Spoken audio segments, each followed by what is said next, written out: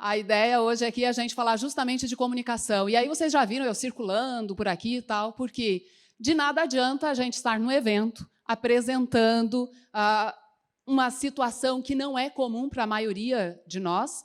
E aí o que acontece? Você não tem um registro disso. Então, eu estou com o celular aqui, eu coloquei outro lá, e é por isso que eu falo de comunicação, porque a gente precisa valorizar todas as oportunidades que nós temos de mostrar o nosso trabalho. Comunicação, e é essa a temática que nós vamos falar a partir de agora, ela precisa ter alta performance. Durante esses 2 dias, eu imagino que vocês todos aqui conversaram com diferentes pessoas, negociaram, venderam. Quem aí está feliz com as vendas realizadas? Tem gente feliz? Tem gente que fechou negócio? Não. Podia ter sido melhor? Sempre pode ser melhor, né? A ideia hoje aqui é eu trazer, nesses 18 minutos que me restam, na realidade é provar para vocês que, quando a gente se comunica bem, a gente consegue não dobrar o faturamento, mas, de acordo com este senhor aqui, o maior investidor mundial, Warren Buffett, a gente consegue chegar na metade do caminho para ter melhores resultados. Quando a gente se comunica bem, nós elevamos o nosso poder pessoal, o nosso valor humano no mercado em pelo menos 50%. Então, dá para dizer que metade do caminho está aí. Você não vai precisar mexer no produto, você não vai precisar mexer nos seus serviços, nem negociar preço, nada. Apenas desenvolvendo a sua capacidade de comunicação. Só que aí você me pergunta, como que eu vou fazer isso se eu posso sofrer desse medo, a glossofobia? E o que é isso, Gislene? Glossofobia é simplesmente o medo da exposição pública. O medo de falar em público, de estar aqui à frente de outras pessoas.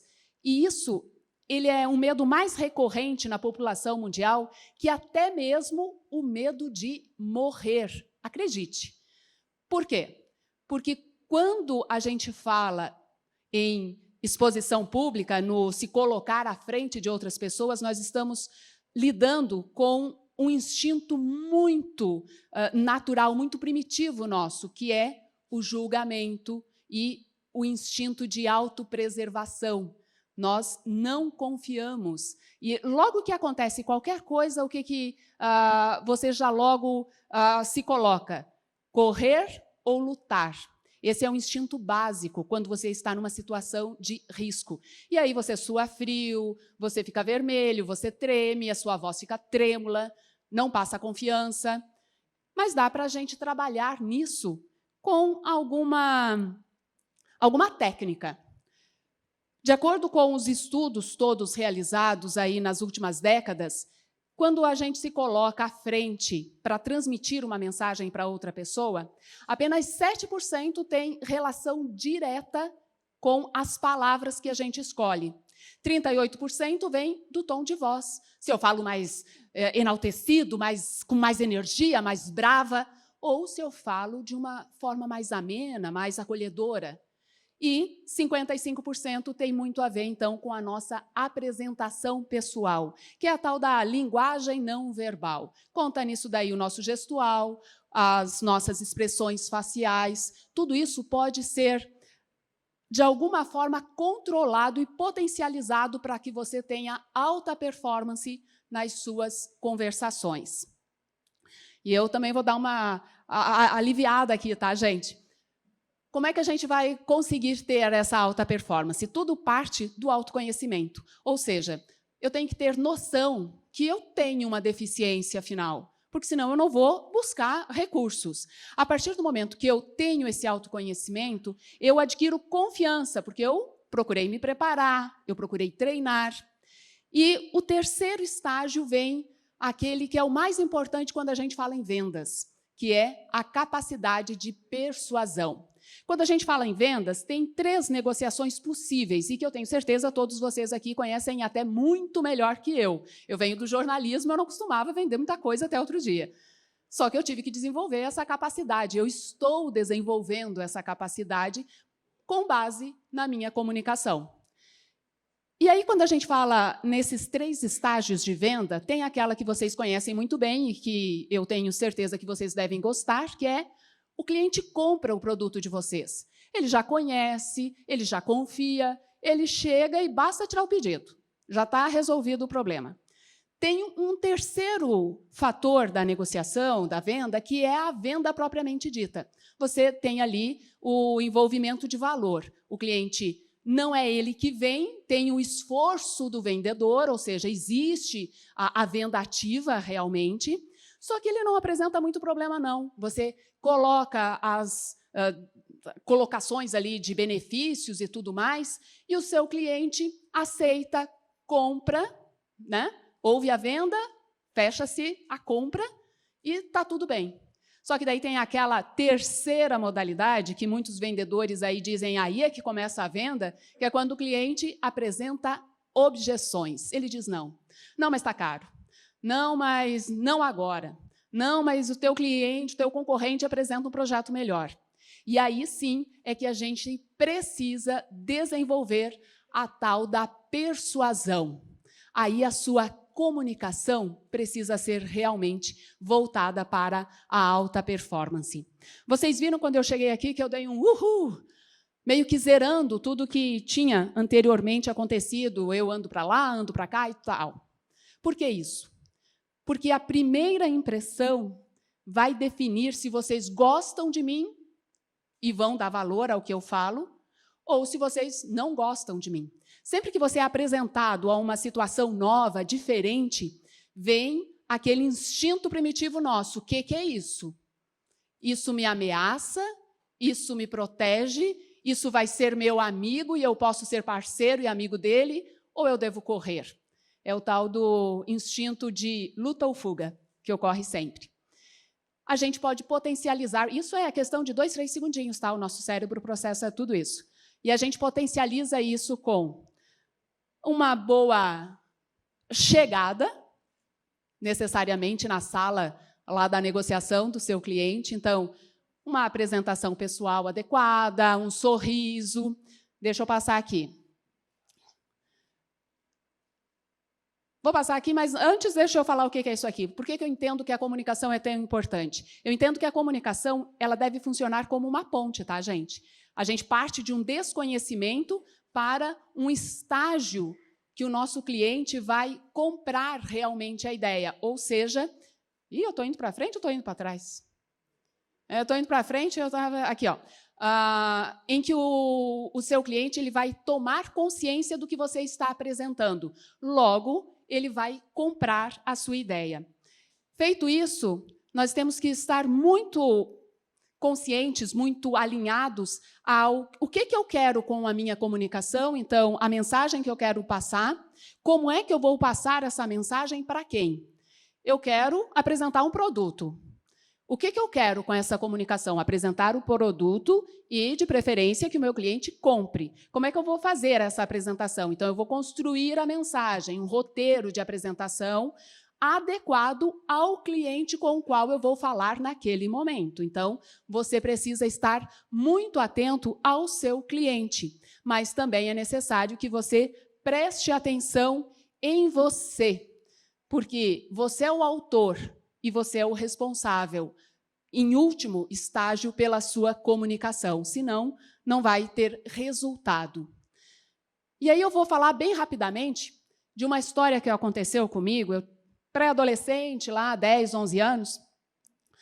Eu sou da Serra Catarinense, uma região muito fria, assim como Curitiba, Lages. E teve um dia que tinha prova de matemática, geada, frio, chuva. E quando começa a prova, efetivamente, eu era relativamente boa em matemática, aquilo não me assustava. Alguns alunos, sim, não gostavam muito de matemática. E aí, quando eu estou lá respondendo as questões, o que aconteceu?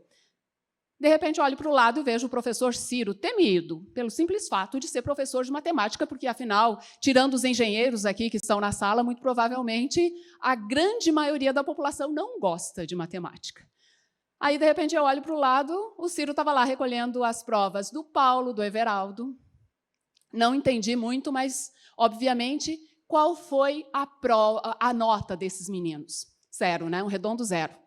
Eu tirei 10, tá? Porque eu não era excelente, mas eu era uma boa aluna de matemática e estudiosa.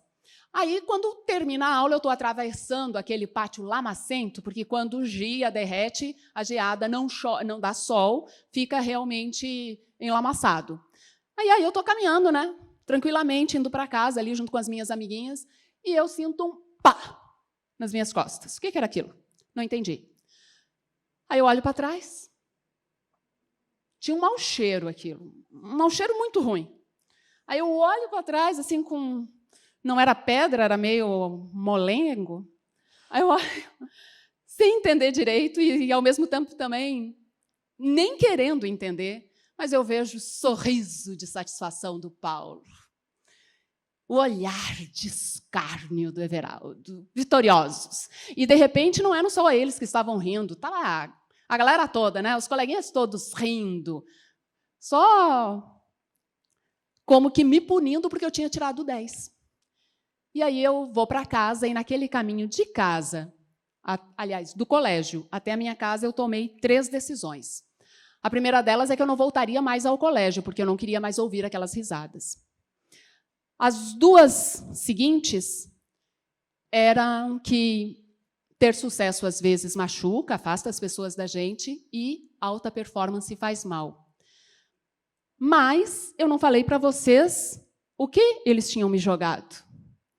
Alguém conseguiu imaginar? Não. Eu tenho certeza que vários de vocês fizeram as piores imagens aí na mente, né? Era um rato morto, já quase em decomposição, assim, por isso fedia tanto. Enfim, fui para casa, minha mãe me convenceu a voltar para o colégio, óbvio.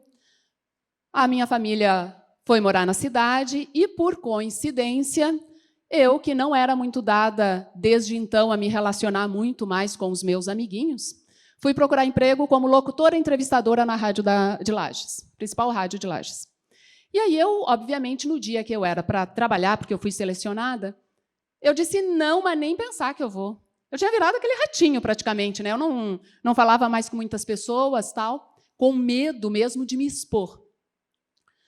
A minha irmã, mais velha que eu, olha para mim e diz assim, nega, por que você não vai trabalhar? Eu falei, não, tá louca? Eu, um bicho do mato. As pessoas chegam aqui em casa, eu corro para o quarto, né, para não falar com ninguém. Como é que eu vou virar entrevistadora?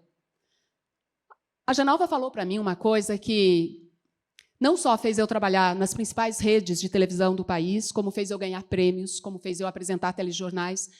Eu sou muito grata à pergunta que a minha irmã, de 17 anos, fez para mim naquele momento.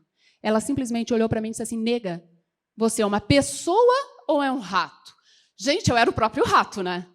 Só que aí, onde é que está a grandiosidade da gente? Aonde está a nossa alta performance e que qualquer pessoa pode acessar isso? O poder de decidir fazer diferente.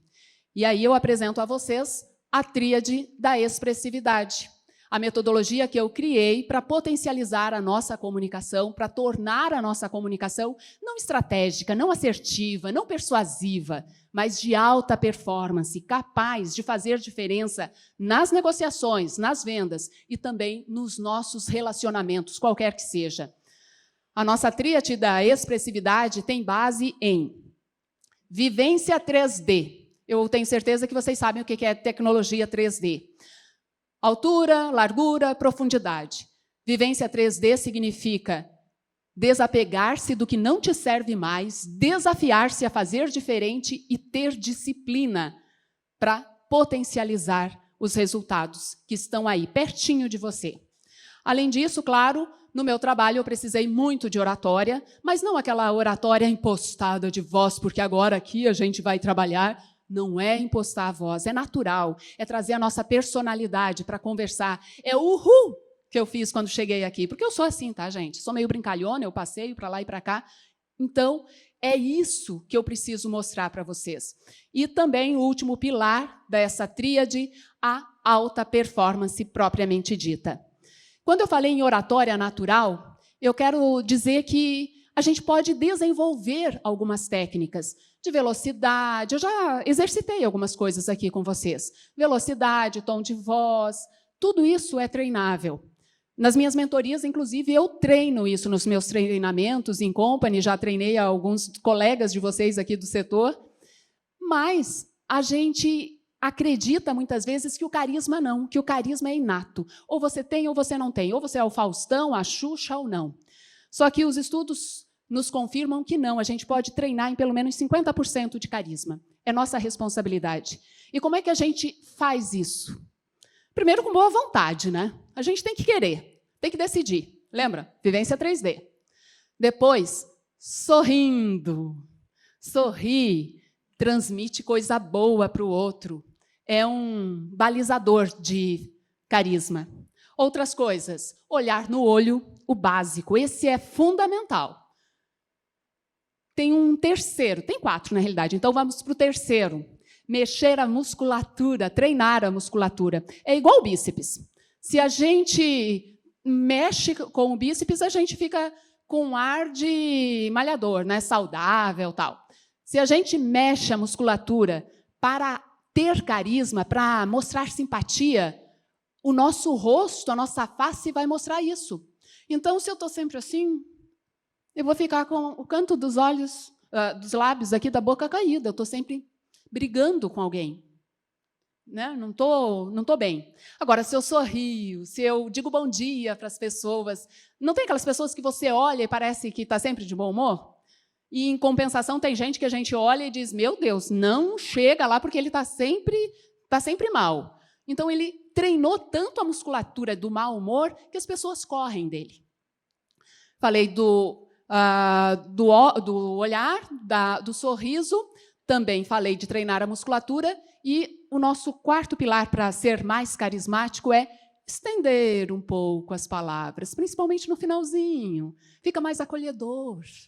Não é assim, falar que legal. Aí é infantilizado, né? Olha só, cheguei aqui hoje. Aí é infantilizar. Agora, olha só, cheguei aqui hoje, vi vocês acompanhando diversas palavras, diversas palestras. Então, eu fico acolhedora. É aquela voz da moça do telemarketing que vende para negociar consignado, certo? Pode ver, elas falam bem simpáticas, estendendo aí um pouco a voz. Dentro de alta performance, nós também temos responsabilidade 50% com a nossa atitude. Eu já dei uns spoilers aqui para vocês, que é o chegar, o mostrar um pouco da sua personalidade. Atitude, gente, é soma de personalidade com coerência. Então, não adianta você querer parecer alguém se você não é alguém. Não é aquele alguém, né? Então, você não vai transmitir efetivamente os sinais. Você vai vai parecer uma pessoa falsa, fazendo o tipo apenas. Então, não serve. E outra coisa, dentro de atitude também, extremamente importante, é você decidir estar sempre disponível. Porque, no fim das contas, é isso que vale a pena numa venda. É saber aonde você quer chegar com a sua venda. É entender que venda não é simplesmente apenas trocar valor. Venda, para mim, durante muito tempo, venda era apenas algo que não me fazia bem, porque eu era o cara chato. Hoje em dia, eu vejo que vendas é mais tempo com a minha mãe idosa, de 85 anos, é eu trabalhar de qualquer lugar que eu queira, é eu vir aqui, numa quinta-feira, depois de ter passado uma quarta-feira na estrada, viajando, porque eu estava em Porto Alegre. E aí peguei aquela história toda lá do Morro dos Cavalos. Para você, o que é a venda? O que vale a pena você mudar? De repente, um ratinho que está atrapalhando você para ter um bom desempenho com as suas vendas, para que você dê uma outra voz para ele. Eu transformei aquele ratinho morto no meu melhor amigo, e é isso que eu convido vocês a fazer hoje. Muito obrigada.